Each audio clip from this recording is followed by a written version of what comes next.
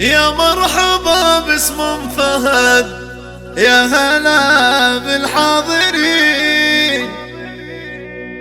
ترحيبة ومعطرة بالورد لأجل ضيوفها. يا مرحبا بأحلى بيوت كنها در الثمين.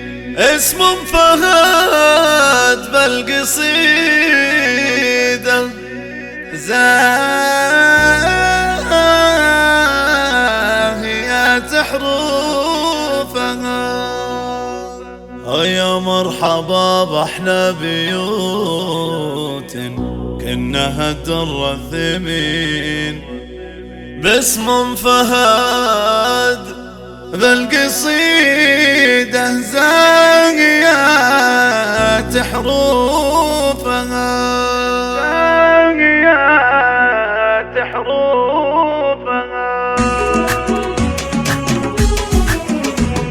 يا مرحبا باسم فهد، يا هلا بالحاضرين. ترحيبة ومعطرة بالورد لأجل ضيوفها. يا مرحبا بأحلى بيوت كأنها در الثمين. باسم فهد بالقصيد زاهية حروفها. أغلى القصيدة مطوعة من شانها، في كل حين فيها الكرم من طبعها ما حسبت مكلوفها. ضيوفها تلقى القبال زين من طول السنين، تقلط على حسن القبال والأنس ومعروفها. لرحبت ثم وقفت للجاي تشرب اليمين، يغار منها اللي حضر لأجل جمال وصافها. كل الجلوس اليوم شد قاموا لأجلها واقفين، واللي طلعت على المنصة كل عين تشوفها. لعيونها صف على الساحة من يسار ويمين، كل الحضور ان الحماس يزيد صفق كفوفها. اخت الشيوخ اللي على المقافي دايم ثابتين، انسعد بالفخر والطيب عز صفوفها. وقفتهم مثل الجبال الراسيات ولا تلين، تقدم على الصعبات ما ترجع بكل ظروفها. اهل الكرم واهل الشجاعة بالطلب